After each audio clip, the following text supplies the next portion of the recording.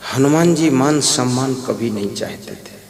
हनुमान जी जिसमें लंका को जाना था सीता की खोज करने, चुपचाप बैठे थे। वो डिंग भी नहीं मारते थे, मैं ये कर दूंगा वो कर दूंगा। हनुमान जी बैठे थे तो जामवंत ने कहा, क्यों चुप साध रहा हनुमान? हनुमान क्यों चुप्पी साध कर बैठे हो? भगवान से बोलो ना कि मैं लंका जा सकता हूँ। तो उन्होंने कहा, अगर भगवान से ऐसा बोल दूंगा तो हनुमान नहीं रह जाऊंगा, भगवान आदेश करेंगे तो चला जाऊंगा। हनुमान जी के लिए जब आदेश हुआ तो हनुमान जी ने कहा कि मैं जाऊंगा लेकिन अकेले नहीं जाऊंगा। बोले, क्या डर लगता राक्षसों में? बोले, डर की बात नहीं है, लेकिन अकेले नहीं जाना चाहिए, कुछ साथी साथ में चलना चाहिए। तो कुछ रीछ भालू बानर साथ में गए समुद्र तट पर। तो रीछ भालू बानरों ने कहा कि हम लोग तो समुद्र पार नहीं कर सकते, तो मुझे क्यों लाए हो? बोले, आप इसी किनारे बैठो, मैं लौट कर आऊंगा, मेरा इंतजार कीजिए। बोले, तो इस किनारे भी बैठने से मतलब क्या है, क्योंकि काम तो आपको करना अकेले। समुद्र का पानी खारी है, पानी भी पी नहीं सकते, खाने का कोई प्रबंध नहीं है, यहाँ क्यों बिठा रहे हैं? बोले, यहीं बैठना है, यहीं रहना, यहीं कुछ खाने पीने का इंतजाम कर लेना, और मैं लौट कर आऊँगा तब साथ साथ चलूँगा। हनुमान जी अकेले लंका में जाकर के सारा काम करके लौट कर आ जाते। देखिए हनुमान जी में कितना काम दिया था। राम ने कहा था सीता की खोज करना, इतना ही तो कहा था, लेकिन वहाँ अशोक वाटिका को उखाड़ा, अक्षय कुमार का वध किया और स्वयं बंधन में आए और लंका को जला दिया, उसके बाद चले आए। इतना थोड़ा फालतू काम कर दिया। यानी बुद्धिमान व्यक्ति की बुद्धि जो होती है वो केलापाती बुद्धि होती है। बुद्धि नंबर 1 बुद्धि होती कंबल बुद्धि, दूसरी बुद्धि होती है चमड़ा बुद्धि, जूता बुद्धि, तीसरी बुद्धि होती है ढोल बुद्धि, चौथी होती है केलापाती बुद्धि। तो ये जो कंबल बुद्धि होती है, कंबल में कोई लोहे की सलाई डालो तो जब तक सलाई डाले रहोगे तब तक छेद रहेगा, वो राड निकाल लोगे सलाई, छेद बंद हो जाए। तो कंबल बुद्धि का मतलब जब तक उसे समझाओ तब तक ही समझदारी है, समझा कर हटे फिर वही हाल उनका। ये कंबल बुद्धि। और फिर दूसरी बुद्धि चमड़ा बुद्धि, यानी चमड़े में जितना छेद कर दो उतने छेद रहेगा, वो न घटेगा न बढ़ेगा। यानी जिनकी ऐसी बुद्धि है जितना समझा दो उतने ही समझ पाएंगे, उसके आगे विकास करने वाले नहीं कुछ। तीसरी बुद्धि ढोल बुद्धि। ढोल बुद्धि मतलब ढोल में जितने थपाक मारो उतने बार आवाज करेगी, थपाक नहीं लगाओगे ढोल बैठी है चुपचाप। ऐसे ढोल बुद्धि है, मतलब जितना इनको बोलते जाओगे काम करते जाएंगे, बोलना बंद, ढोल बैठी। तो ऐसे कुछ लोग ढोल बुद्धि के होते हैं। चौथा होता केलापाती बुद्धि। केलापाती बुद्धि का मतलब है केला की पत्ती जैसे तुम थोड़ी फाड़ो 1 अंगुल, आप मन में संकल्प लो 1 अंगुल फाड़ना है, उस पर कोई डंडी मार दो या कोई चोट कर दो तो 4 अंगुल फट जाएगी। तो जिनकी केलापाती बुद्धि होती है उनको थोड़ा समझाओ ज़्यादा समझ जाते हैं, थोड़ा कार्य दो पूरा करके आ जाते हैं, ऐसी उनकी केलापाती बुद्धि होती है। अकबर ने कहा कि बीरबल को मुख्यमंत्री बनाऊंगा। तो अकबर की छोटी रानी थी, उसका नाम था जोधाबाई। उसने कहा मेरा भाई मान सिंह है, उसको मुख्यमंत्री बनाओ। बोले, वो मान सिंह तेरा भाई जो है वो बुद्धिमान नहीं है, मुख्यमंत्री बनने योग्य नहीं है। बोले, क्यों नहीं है? वो तो बहुत बुद्धिमान है। बोले, अभी परीक्षा कर देता हूँ, देख लेना। बुलाया, कहा कि देखो ये जो राजमहल में एक कुतिया रहती है वो कितने बच्चे दिया है। तो गया मान सिंह देखने, देखा जाकर के तो 2 बच्चे दिया था। तो आकर बताया 2 बच्चे। तो फिर पूछा वो 2 बच्चों में दोनों बच्चे हैं कि बच्ची भी है? बोले, अभी दोबारा देख कर बताता हूँ। फिर देखने गया तब बताया अगर एक बच्चा है एक बच्ची है। फिर बोले, बच्चा किस कलर का है, बच्ची किस कलर की? बोले, तीसरी बार जाता हूँ देखने। तीसरी बार देख कर आया कि जो बच्चा है वो सफ़ेद है, बच्ची जो है काली है। बोले, ठीक है। बीरबल को बुलाया, कहा कि कुतिया ब्याई है, देख कर आओ कितने बच्चे। बीरबल गया, आया, बादशाह ने पूछा कितने बच्चे? बोले, एक बच्ची है एक बच्चा है, बच्ची काली है, बच्चा सफ़ेद कलर का है। प्रश्न एक ही था एक व्यक्ति ने 3 बार हल किया और बीरबल ने उसको एक ही बार में हल करके एक ही बार उत्तर बता दिया।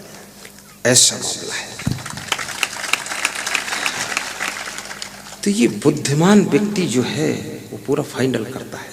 ऐसे तुम भी बुद्धिमान बनो, बीरबल जैसे बुद्धिमान होना चाहिए। बीरबल और अकबर दोनों आम के फल खा रहे थे। तो बीरबल थोड़ा बुद्धिमान व्यक्ति थोड़ा स्पीड रखता है, जल्दी जल्दी आम चूस लिया और गुठली और छिलके इकट्ठे हो गए। और राजा था बादशाह अकबर, वो आराम से चूस रहा था। तो एक भी फल चूस नहीं पाया, 10 मिनट में आराम से चूसा। तो बीरबल से कहा, बीरबल तुम तो इतना 1 किलो आम चूस गए और सब इतना ढेर लगा दिया गुठली छिलके का। बोले, बादशाह सवाल ये खड़ा होता है, मैं 1 किलो आम चूस करके गुठली और छिलके का ढेर लगा दिया और आपने तो इतनी कृपा की गुठली छिलका भी खा गए, कोई निकला ही ढेर नहीं कचड़े का। तो बीरबल ऐसे जवाब देता रहता, बहुत मजेदार आदमी था। हमारी संत मंडली में भी 1-2 बीरबल है, बुद्धिमान है। एक छोटा संत है हमारे यहाँ, प्रवीण दास, 3 फुट लंबा है, बहुत ब्रिलियंट है। उसको जब मैं कभी फोन लगाता हूँ तो मेरे को बोलने ही नहीं देता है।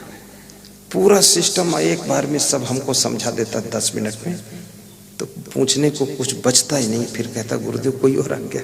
हमने कहा ठीक है, धन्यवाद। बहुत खिलाड़ी है, शुरू से ही है। अभी प्रयागराज कुंभ मेले का मैनेजमेंट वही कर रहा है और लंबाई भी उसकी 3 फीट है, ज्यादा नहीं, 3 फीट ऊंचा है। और बुद्धिमान इतना है, दौड़ता है, सारी फिक्र रखता है। और बुद्धिमान का लक्षण यही होता है कि जिस कार्य को दोगे उसको पूर्ण रूप से सफल करेगा। बुद्धिमान भी बनो और साथ साथ में अभिमान ना रखो। ये बुद्धि का अभिमान मनुष्य को नीचे गिराता है। जैसे मूर्तिकार को अभिमान ने ही पकड़वा दिया था, ऐसे ही कभी अभिमान नहीं करना चाहिए, सरल स्वभाव रखना चाहिए। शर्म मेवाभिमाना, 2.5 अक्षर प्रेम का पढ़े सो पंडित हुए। हमने जो प्रसंग आपके बीच में लिया था, संतापाद भ्रश्यते रूपम, संताप करने से मनुष्य का सुंदर रूप नष्ट हो जाता है। इसलिए अपने जीवन की ऐसी सेटिंग कीजिए कि आपको चिंता ना रहे, प्रसन्नता से प्रबंधन अपना करें, आदमी की परख करें, रीडिंग करना सीखें, नौकर को भी परखें, मालिक को भी परखो, परिवार के सदस्यों को परखो, पारखी बनो। अगर परख नहीं पाओगे तो बहुत धोखा खाओगे, फिर चिंता में पड़ोगे। ड्राइवर को भी परखो, ये कैसा ड्राइवर है। और विदुर जी कहते हैं कि लोगों के साथ में छल कपट का व्यवहार भी मत करो, ईमानदारी भी रखो। धृतराष्ट्र को चिंता क्यों है? क्योंकि उनके मन में पक्षपात है। कौरवों के लिए सब कुछ लेना चाहते हैं, पांडवों को कुछ देना नहीं चाहते हैं। अन्याय करने वाले लोग कभी निश्चिंत नहीं हो सकते। दूसरों के साथ कपट करने वाले लोग टेंशन मुक्त नहीं हो सकते। ईमानदारी से जीने वाले लोग कभी चिंता में नहीं पड़ते। और अपने कर्तव्य का पालन करने वाले लोग कभी असफल नहीं हुआ करते। कर्तव्यनिष्ठ बनिए, असफलता कभी नहीं मिलेगी। एक गरीब आदमी ठेले पर फलों की दुकान लगाता था और दुकान लगा करके वहाँ पर एक छोटा सा बोर्ड लिख करके दुकान के साइड में बांध देता था। तो एक ग्राहक आया, उसने देखा दुकानदार नहीं है, दुकान है। 5 मिनट इंतजार किया, कोई दुकानदार आया नहीं। तो उसकी नज़र उस बोर्ड पर गई, तो उसमें लिखा था, मेरी माँ बहुत बीमार है, उठ नहीं पाती है, बार बार उसको टॉयलेट बाथरूम ले जाना पड़ता है। इसलिए मैं अपने घर गया हूँ माँ की सेवा में, थोड़ी देर के बाद आऊँगा। यदि आपको फल की ज़रूरत ज़्यादा है तो अपने हाथ से फल तौल लीजिए, रेट की लिस्ट रखी है उतने पैसे थैली में रख दीजिए और फल लेकर के चले जाइए। मैं माँ की सेवा छोड़ नहीं सकता क्योंकि मेरी माँ अंधी भी है, पिताजी है नहीं, मेरी पत्नी पहले ही परलोक जा चुकी है, ये बोर्ड में लिखा था। तो उस ग्राहक ने देखा तो उसके मन में हुआ कि अजीब आदमी है, बोला कि ये तो विचित्र आदमी लग रहा है। दुकान को खाली छोड़कर चला गया और पैसे की थैली भी रख गया है, रेट की लिस्ट है और बोर्ड लगा है माँ बीमार। तो उस ग्राहक को जल्दी थी, उसने अपने हाथ से 1 किलो फल तराजू पे तौल लिया, पैसे थैली में रख दिया और चला गया। तो दुकानदार से एक ग्राहक एक दिन मिल जाता है और पूछता है कि तुमने ये बोर्ड लगा दिया है और यहाँ पर ये रेट लिस्ट रख दी है और तुम माँ की सेवा में चले जाते हो और 2-2 घंटे गायब रहते हो, कोई पैसे की थैली उठा ले जाए तो, कोई फल फ्री में उठा ले जाए तो उसने कहा कि तुमको पता नहीं है, इस बोर्ड में जो लिखा है कि मेरी माँ बहुत बीमार है, पत्नी परलोक जा चुकी है, भाई दूसरा नहीं है, पिता मर चुके हैं, माँ अंधी है, बार बार उनको हमें बाथरूम टॉयलेट ले जाना पड़ता है। तो ये शब्द लोगों के दिल में करुणा पैदा करते हैं, दर्द पैदा करते हैं। तो मैं सच में बताता हूँ, सुबह दुकान लगा देता हूँ 7 बजे और रात में आकर 9 बजे दुकान ले जाता हूँ और बीच में मैं आता ही नहीं। तो बोले हिसाब किताब का क्या हो रहा है? तो उसने कहा हिसाब किताब का ये हो रहा है, किसी रोज कोई डॉक्टर आता फल लेने तो वो अपना एड्रेस भी लिख करके रख जाता है थैली में कि तू तेरी माँ का इलाज मेरे यहाँ से करा, मैं फ्री करूँगा। तेरी निष्ठा अपनी माँ के प्रति इतनी ज़्यादा है कि दुकान की परवाह नहीं, फ्री करूँगा। कभी कोई धनवान व्यक्ति आता है तो इसमें 2-5 हजार रुपये दान करके थैली में रख जाता है और लिख कर रख जाता है कि तेरी माँ का इलाज मेरे पैसे से होगा, तू चिंता मत कर, दुकान पर मत आ, तू वहीं लग और मैं फल के बजाय कुछ और भी रख देता हूँ। बोले मुझको फल जब मैं खुद खड़ा होकर बेचता था तो शाम तक 2-4 हजार ही आते थे, अब तो रोज करीब करीब 10-15 हजार आते हैं, माँ की इलाज भी हो रही है। मेरी निष्ठा है माँ में और मेरे माँ को कैंसर है, पैसा बहुत लग रहा है, सब पैसा यहाँ से पूरा हो रहा है। मैं निष्ठा और श्रद्धा के साथ माँ की सेवा कर रहा हूँ। यथा यथा पुरुषा ही कुरुते मनः कल्याणे तथा तथा से सर्वार्था सिद्धन्ते नात्र संशया। नीति शास्त्र में लिखा है कि जैसे जैसे मनुष्य अपना मन सेवा परोपकार निष्ठा के कार्यों में लगाता है, वैसे वैसे उसके समस्त कार्य सिद्ध होते चले जाते हैं, इसमें कोई संदेह नहीं रहता है। इसलिए माँ की सेवा भी निष्ठा से कीजिए, आपके साथ में सहयोग करने वाले बहुत मिल जाएंगे। और सिंह बन करके जियो। सिंह जिस पत्थर की चट्टान पर बैठ जाता है, उस पत्थर की चट्टान को भी सिंहासन कहा जाता है, समझना। लेकिन उसी पत्थर की चट्टान पर सियार बैठ जाए तो उसे सिंहासन नहीं कहा जाता है। सियार बनकर मत बैठो, जहां बैठो तो सिंह बनकर बैठो, अपना सिंहासन पैदा कर दो, ऐसा तुम्हारे अंदर वीरता होनी चाहिए। संतापात भ्रश्यते रूपम, संतापात भ्रश्यते बलम। और संताप करने से मनुष्य का शरीर बलहीन हो जाता है, कमजोर हो जाता है। इसलिए कृपया चिंता मत किया करो। चिंता ऐसे है जैसे नेपाल में लकड़ी के भवन बनाए जाते हैं, लकड़ी के अंदर एक कीड़ा लग जाता है जिसको दीमक कहते हैं, और दीमक उस लकड़ी के भवन को भीतर भीतर खोखला कर देता है। वो लकड़ी का महल ढह जाने की संभावना, गिर जाने की संभावना। ऐसे तुम्हारे शरीर रूपी महल के अंदर जब चिंता रूपी दीमक लग जाती है तो ये शरीर का भवन अब ढह जाने की संभावना है, ये ज्यादा दिन अब नहीं चलेगा। इसलिए चिंता की दीमक इसमें लगने मत। संतोष भी मन में रखा करो। यदृच्छा लाभ संतुष्टो द्वंद्वाती तो विमत्सरा समा सिद्धाव सिद्धो पिचक्रतापि न निबद्धते।